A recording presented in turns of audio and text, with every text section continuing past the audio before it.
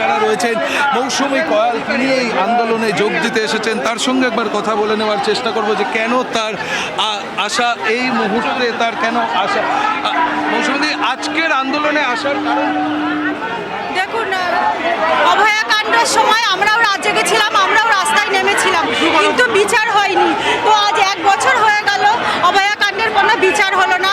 তো আজও আমরা এই নবান্ন অভিযানে সামিল হয়েছি। আমরা যখন 12টা থেকে এই মিছিলে পা মিলিয়েছিলাম, মিছিল করছিলাম, তখন যারা মিছিলে ছিল মহিলারা, তাদেরকে পর্যন্ত পুলিশ যেভাবে লাঠিচার্জ করেছে এবং একটা মহিলাকে যেভাবে মারা হয়েছে সেটা এটা সভ্য সমাজের পরিচয় নয় আমি মনে করি।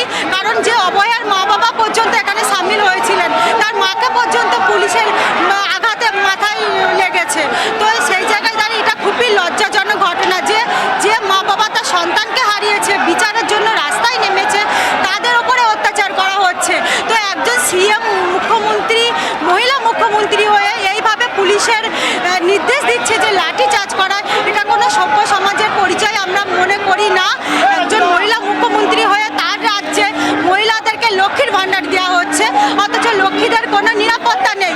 লক্ষ্মীদের ওপরে দিনের পর দিন সঙ্গে থাকো, এই মুহূর্তে আরো একবার নতুন করে উত্তেজনা তৈরি